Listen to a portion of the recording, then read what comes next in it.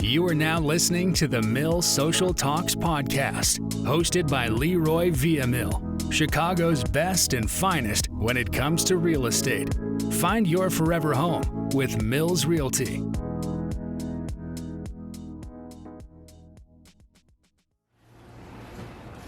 Welcome, guys. Welcome back again to the Mills Social Talk podcast. Again, this is Leroy Villamil at Mills Realty. And we're talking again to Kennith King. In our last episode, Kenneth was giving tips on a bit of plumbing and a couple of different things. So today we want to keep that trend going. And I want to get into Kenny, again, welcome back to the show. Thank you for coming back. You're from UDC Construction. Always a pleasure. Yes, thank you. Tell us a little about UDC Construction. UDC, for those who have not heard the last podcast and want to tell us a little about who you are again and your information. Kennith King, UDC. I'm the president and CEO of UDC Construction LLC in Chicago. We are a small and growing rehab, renovation, and maintenance construction company. What we can provide to the homeowners is knowledge on construction and construction principles, and we try to save people money. A lot of people are losing money. There's so many people out here that are not reputable, and they're just out for a money grab. So what we try to do more than anything is partner up with our homeowners and educate them. So as they get this education, they can move forward on their projects or whatever they have going on in their home, so that they can make less mistakes to save money. So where can they find you? They can find me at UDC Construction LLC at Gmail. They can find me at 773-322-6830. That's 773-322-6830. In Chicago, we're developing a web page for Facebook right now, and shortly we'll be getting back to you with that information. But if you have pressing concerns, feel free to call me anytime or reach out to me and send me an email. I'll get back to you in a timely fashion, and I'll try to make sure I can help you alleviate your problems and concerns. All right.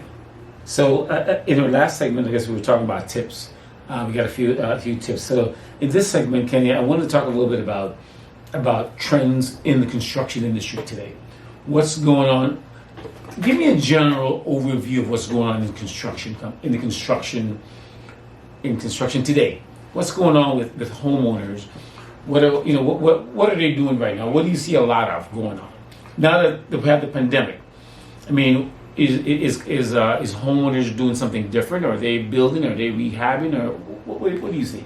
Well, since the pandemic, I guess a lot of people had money saved away, or money that they were going to use for different things, and now they're taking that money and putting it into their homes.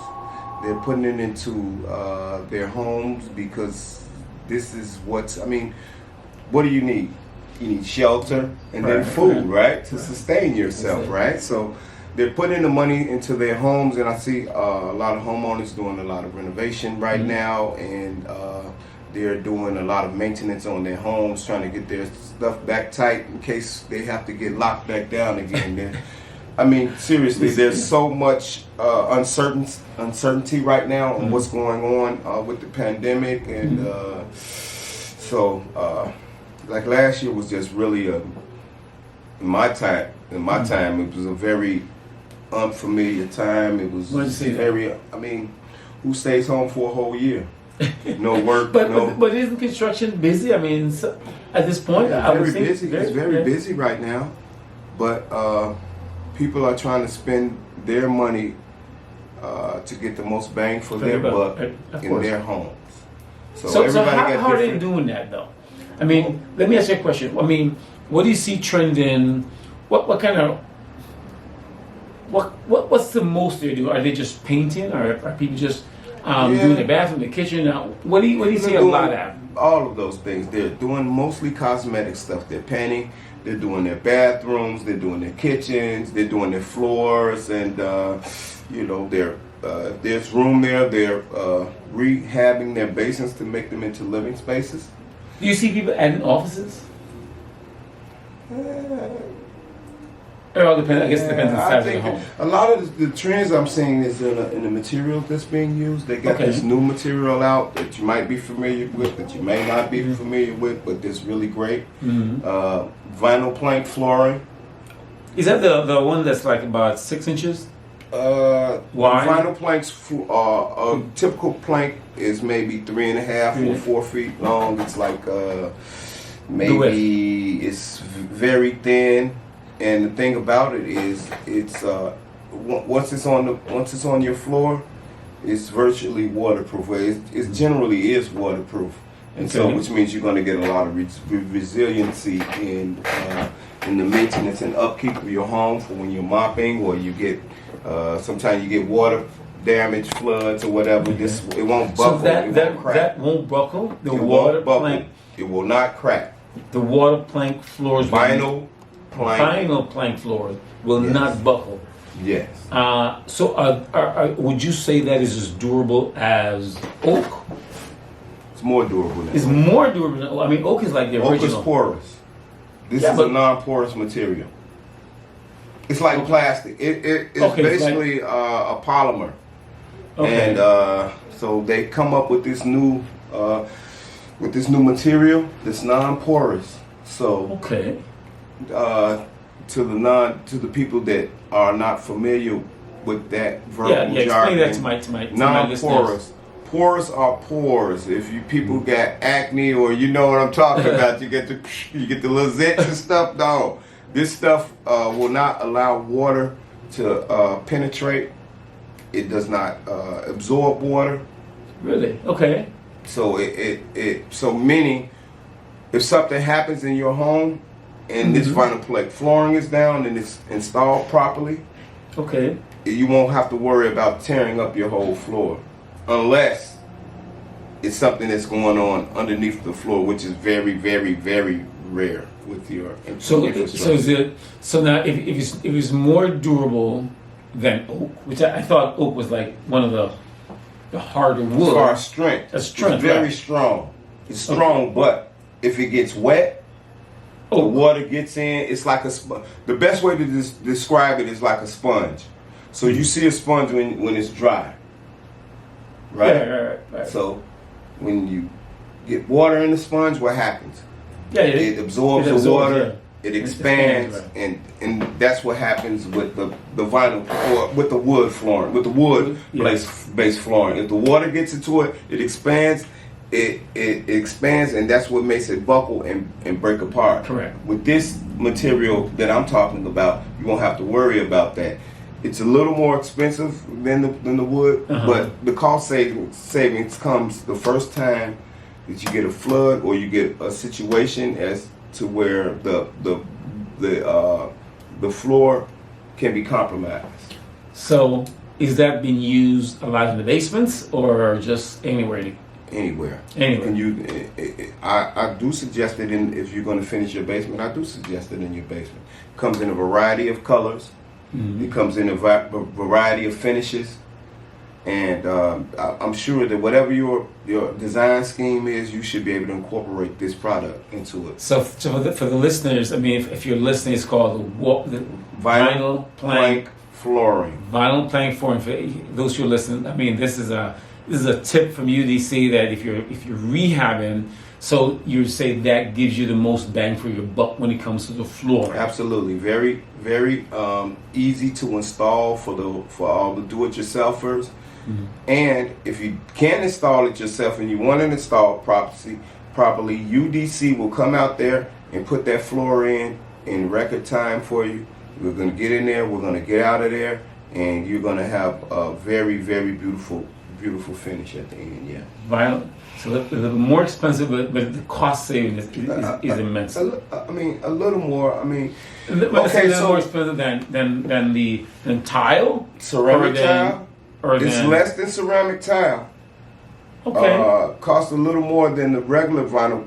The regular plank flooring, because they have the plank flooring that's made from a composite wood-based material. Mm-hmm. And then they got plank flooring that's made from the vinyl, which is a plastic or a polymer-based material. So you just basically, when you're going in to shop for it yourself, and if you're not dealing with a contractor, then these are the things that you will go in and you would ask for your floor salesman. Wherever they go and sell it, yeah.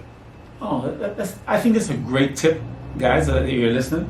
Because, you learn a lot. This is something that I've learned today. I was not aware that this, of course I'm not in construction, because that's the reason why, or podcast brings the best of the best and brings people to the table that has the experience. So we want you guys to keep listening, because I'm sure there's tips out there that you will learn.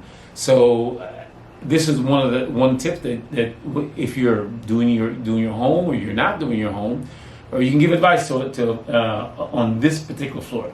So that's a great thing that you get the bang for your buck when it comes to floor. I love it. I use it in 90% of the rehabs that we do. Mm-hmm. So again, so when we started out, we were basically, like I say, maintenance company. We go in, you got something wrong, we come in, fix it. We come in, put down the wall, tear down the wall, paint, blah blah blah. So we eventually moved into doing our own rehabs and flips up under our own name, up under our own company. So we just had control of everything from start to finish, from dealing with the bank all the way through to construction, design, putting the right fixtures and whatever and so forth, putting the color scheme together, the color design together. Yeah. Based on the colors, I just want to offer that. What's the new colors out, or is there a popular color? Yeah. For those who are listening, not sure what to do. So people that are selling, is there like a color that you're using, or when you're doing construction, that's like? They have a color out. It's a grayish color. I guess from different paint companies it may be called a different name, but it's basically a light to medium gray color. Okay. The gray and white, and that's usually the color scheme. That's generally the color scheme that we're being asked for from the customers. The gray and white. The gray and white. Those are the most popular. They love it. They love it. All right, so hey guys, you're getting tips from UDC Construction today. They are doing their thing in the Chicagoland area. So if you need them, you got to call.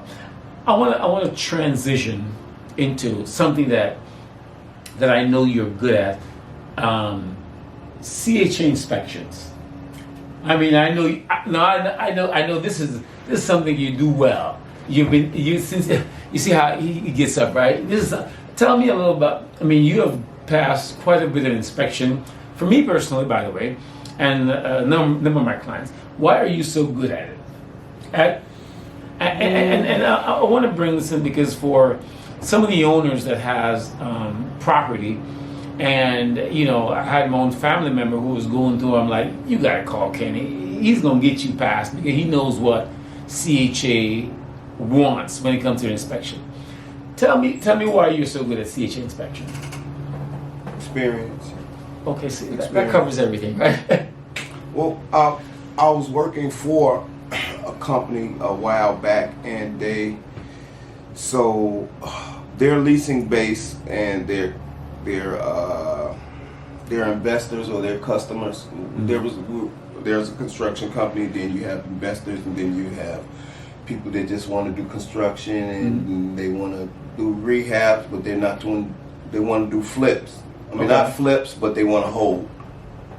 Okay. Right. They want to hold and rent the property out, and then get the residual. All. Yeah, the residual. Yeah. So what happens is CHA, the Chicago Housing Authority, they have a program out here where they give vouchers out to qualified individuals, but they have a punch list, or they have a list of requirements that you have to pass. Because what they're going to do, they're like city inspectors. They're going to come out and they're going to inspect whatever work is done in accordance with the rules and guidelines that they have already set up. Right. So basically, what Ken is getting into is for those of those individual who has property who wants to rent them to the Chicago Housing or whatever organization, and that's how he comes in to say, basically, your home will be able to pass the inspection because UDC is going to take it. I have experience. I know. And let me continue my train of thought, because let me tell you something. It can be a headache. I mean, it can be a headache passing the inspection, and it's not. I mean, I have personal experience. Been doing it for a long time with CHA. Kenny normally handles it, so I really want him to tell you. And what happens is a lot of people try to do those inspections themselves. Yes. And it ain't that easy. They think it's easy, and then they check. Kudos to you if you can do it yourself. You're gonna save yourself a lot of headaches, or if you can't, you're gonna give yourself a lot of headaches, because some of the things that they're looking for are really menial things. The most important thing with CHA, if you have a child under 6, is paint. Yes. Paint. With paint colors. Paint. We worrying about paint chipping. We worry about rusted. Well, and I am too. Because years ago, there was a problem with lead. They traced the lead back to in a lot of times of if you know anything about paint, lead was one of the most essential ingredients that they had put in when they're mixing the paint and when they're making the chemicals and they're putting together. Well, as you know from stories of from research, right? Base paint, yeah. They were researching and they found out that a lot of the children had lead in their systems, in their bloodstream, and it was affecting their mental development. Correct. Right. So I don't know exactly when, but it was in the 1970s. 1978 to be exact. They passed an ordinance, and the ordinance required that, first of all, that the people that were manufacturing paint stopped using the lead as an ingredient in the paint. However, all the other houses that were painted with the lead, I mean, you know, stuff goes on, life goes on, stuff deteriorates, paint chips. Basically, what you would do is you come in, scrape down all the chipping paint and encapsulate it with the new paint. If you don't know what encapsulating means, that means just to cover up or to seal. Well, yeah, because that's 1978. The lead was still effective to now. Yeah, and so even in our industry, we still have to deal with it and give lead-based paint addendum. When we're doing a leasing or buying something. Absolutely, we still got to do that. But that's one of the most important things, especially if you have kids under 6. That's like if you're planning on renting to any family with kids under 6, you must be able to make sure that you abate any kind of lead in your home, if there's any, right? And so the inspection period is just a little tricky when it comes to CHA, because lead, there's windows, doors, any surface that has been painted previously is generally going to be looked at. Your handrails, your rails outside, if they're metal, or even if it's wood. If there's a crack or if there is chipping or peeling paint, generally that's going to be set off of an alarm with the people, and you're not going to pass until you get it taken care of. So the best thing that we try to do is we try to preempt a lot of stuff. Correct. But however, if you got a list already, that's even better, because we can come by and we can go along that list and make sure we take care of it. you might have that list and you might say, hey, this is what's wrong, and I've had experience with this before. So you get a list and you think you got everything on the list, and the inspector comes out and he still fails. And you say, hey, I can't fail this inspection no more. And that's only because of the things and the knowledge and the things that people go by and that the inspectors are looking for when they come out to inspect. No, and that list could be long. It could be 30 things on that list. It can be short. It can be short too. You know what I'm saying? You don't have to fail but one thing on any list. One thing. It could be whatever. There's no downspout. The electrical can be might not be polarized. The polarity might not. They may not be polarized properly. It can be 10 things or one thing, but you got to pass everything for CHA, which is really the great part. And then it's great when for the upkeep and maintenance for the resident. For the resident, yeah, absolutely. It protects the resident. It does. So what I want to say is, this has been a great segment because inspection. I know I've gone through it many times when it comes to the Section 8 inspection, and you have taken care of it. And I was like, I don't even worry about it. Let UDC handle it. They got it. You know what I'm saying? And so Kenny has given me sleep. I've slept at night because I know he got it. Right? So I want to say, Kenny, I want to thank you again for coming. Appreciate you. For coming, man. And listen, if you want to get a hold of UDC, where can they find you? What's the number to call? Area code 773-322-6830. All right, it's UDC Construction. Again, this is Leroy at Mills Realty, the Mills Social Talk Podcast. Listening, please leave us a message. We will bring you the best of the best of the people in the Chicagoland area and around this country to give you great information. So continue to listen to us. Leave us a message. Please share. And so we will talk to you soon. Thank you again for listening to the Mills Can I say Realty. go White Sox? Yeah. Go White Sox. Go Chicago teams, man. Thanks, guys, for listening, and we'll talk to you. Please listen to the next episode. Thank you for listening to the Mills Social Talks podcast. Remember to follow this podcast on whatever platform you desire. Episodes are released weekly, and if you enjoyed participating, please follow us at The Mill Social at Facebook, Instagram, Twitter, and YouTube. For all real estate inquiries, visit millsreal.com. Find your forever home with Mills Realty.